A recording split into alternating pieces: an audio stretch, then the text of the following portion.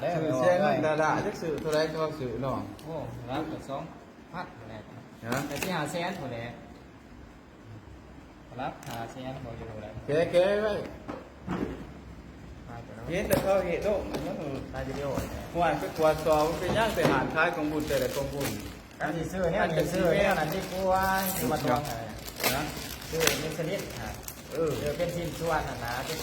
เป็นขาเรียงนะ คือย่อยฮะเสด็จดีย่อย บัดได้เพิ่นได้แกบุญโดดเด้อ เดี๋ยวมันงามซื้อเลยหมดเป็นงาม เบคือการอีกคันเด่นดีฮะนะทานเป็นขาย โอ้ อย่างนี้ ยสิ้นนะนี่เนาะ จะเสีย เบิ่งมาเด้ออย่าเนาะบ่อย่าซื้อมาเด้อเนี่ยนี่เด้อเสียงเงินด่าเด้อสิได้บุญอยู่บ่นี่ จิวบวชชั่วกับบวชบ่ได้พี่เจ๊กับบ่ได้ ไปทักโอ้เนี่ยนี่ โอ้ยเห็ดทุ่งพันหางบ่ตนแล้ว โอ้ย เอามาอีกเบิ่งเอามาอีก เอา เบิ่ง มาอีกเบิ่งตาม เอามาอีกเบิ่งโอ้ เองเชิญนะโอ้ยอย่าซื้ออย่าเนี่ยเด้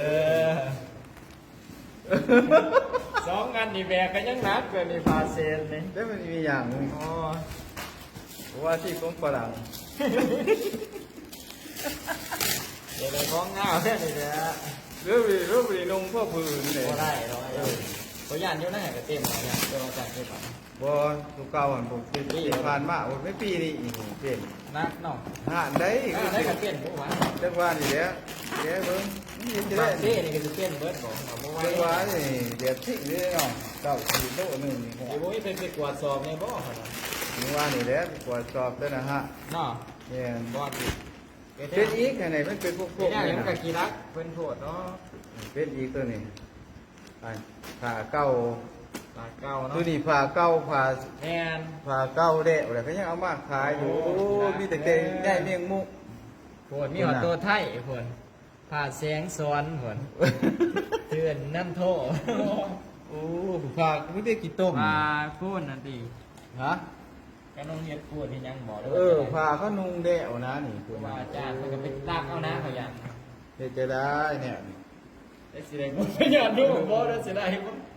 กูเดินมาพวกบัตรที่ซื้อแล้วไปจูดไปกินบัดนี่ โอ้ยบ่ไหวได้หยาดยอมเด้อยอมเด้อกันซื้อมันสลิดนานเป็นส่วนหั่น ซื้อ เป็นสะบงบ่ซื้อย่อยแล้วก็ปลาเบี้ยงไปหั่นนักแสนป้ายก็ย่างมันแต่ว่าเพิ่นได้ อันนี้ผ่าตัวนี้เขาเซตตีนยิง อันนี้มันลงบ่ได้ญาติโยมเอ้ย โอ้ยตายเด้ก้มกับว่าสิปั้นผ่า นี่บ่ กั ได้ น ตีนี่เอาไปตักโอก็ได้นี่สิเฮ็ดจังได๋นี่ จะได้เลย 2-3แสนก็ยังสิได้เงินนะเนี่ย มีแต่ขี่เป็ดขี่ไก่ขี่ มี ปู แต่ซื้อ มีผู้ ยาสีฟันถูแขวสบู่มะเขือถึงสิดีแล้วเนี่ยโย โอ้ ม ยจะมาเอามาแต่ขอกหมู ไว้เลยเนี่ยมีพยานก็บ่ นี่จะเอามาแต่ขอกหมูจะมียังตัวยัง กี่ก็ยา ไปจักเดี๋ยวอ้าวไม่ต้องใช้ขอกเค้กไม่จุด ไปเด็ก